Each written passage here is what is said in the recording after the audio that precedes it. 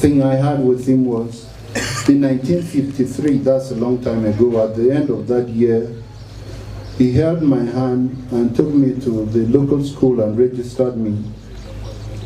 And I must say I trembled so much that he was forced to hold my hand tightly, and I complained because I was shaking, not knowing what would happen to me.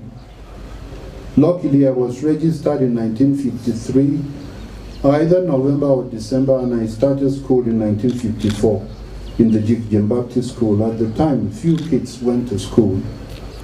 It was quite a thing to have a child in school in those days. Then some things happened which made him become more of a mentor to me.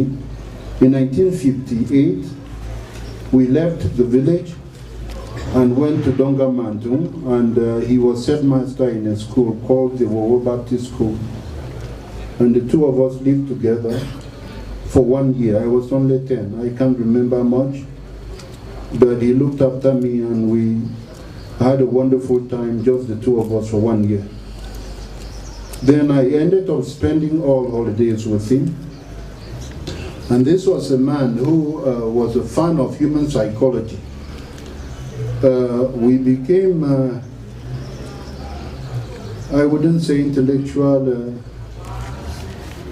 we didn't discuss anything intellectual much, but we were fans of psychology, and due to his interest, I ended up reading psychology too privately. And I remember this article, it sticks to my mind, which he gave me in the early 70s.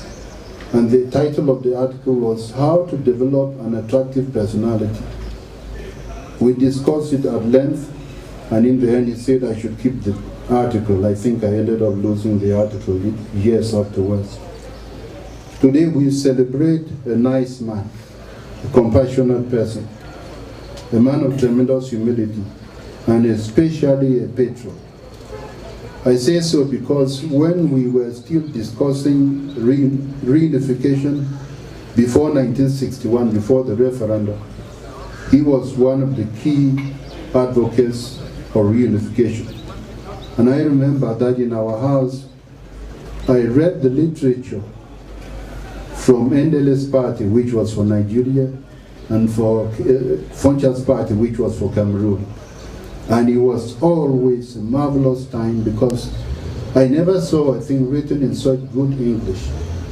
English even a child could understand. And so young Daniel remained a patriot and especially a family man. Thank you very much. We celebrate him. He is being celebrated in Bamenda, being celebrated in Douala, and by us here today. But the biggest celebration is in Oko. In our family compound, that's where they will bury him, like they buried all the 5 bulls. And beginning tomorrow, there will be in the Oko Palace traditional ceremonies tomorrow and on Sunday. And during these traditional ceremonies, virtually the whole population of Oko will be celebrating him. Thank you for coming. I wish you a wonderful day. Thank you for being with us today.